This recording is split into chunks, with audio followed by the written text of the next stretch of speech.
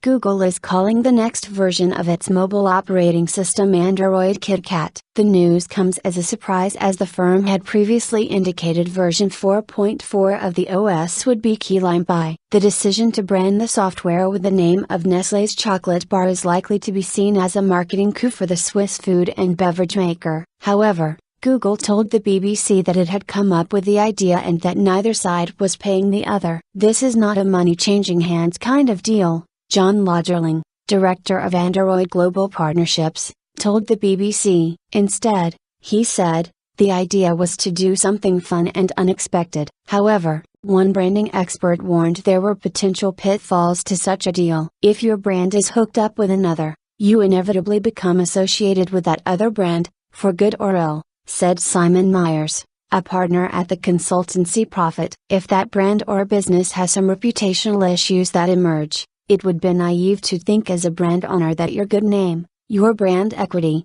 would not be affected." Nestle has faced criticism in the past for the way it promoted powdered baby milk in the developing world. It has also had to recall numerous products, most recently bags of dog food following a salmonella scare in the US. Google has also attracted controversy of its own, including a recent report from the US government suggesting that Android attracts more malware attacks than any other mobile OS. Google also announced that it has now recorded the system being activated on a smartphone or other device more than 1 billion times. Cold call. Since 2009, Google and its partners in the Open Handset Alliance have codenamed each Android release after a type of treat, with major updates progressing a letter along the alphabet. Previous versions have been called Cupcake, Donut, Eclair, Froyo, short for frozen yogurt, gingerbread, honeycomb, ice cream sandwich and jelly bean. Although the developers had referred to the forthcoming version as KLP in internal documents,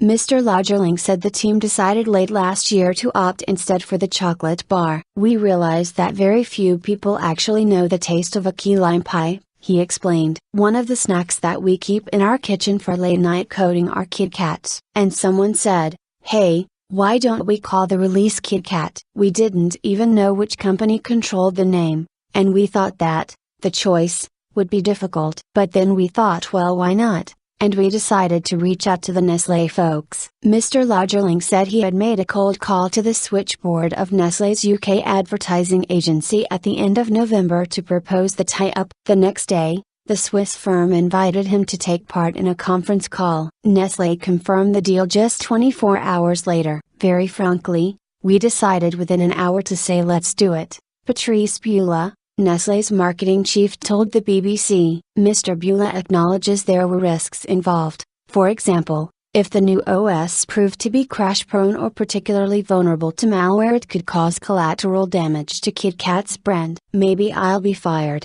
he joked. "When you try to lead a new way of communicating and profiling a brand, you always have a higher risk than doing something much more traditional. You can go round the swimming pool 10 times wondering if the water is cold or hot, or you say, 'Let's jump.'"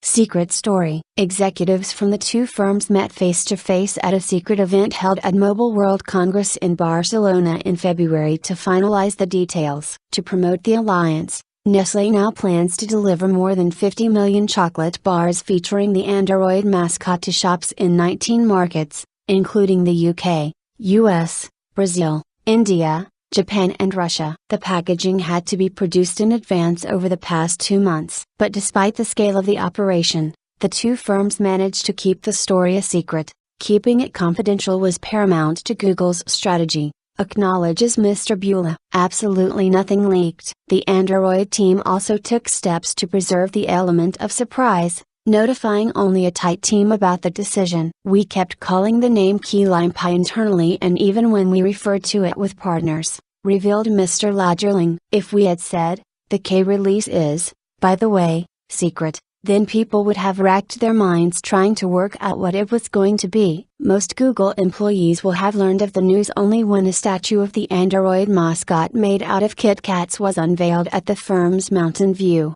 California, campus. "A lot of things, especially in tech nowadays, become public before they are officially supposed to be," said Mr. Lagerling. "I think it's going to a big surprise for a lot of people, including Googlers."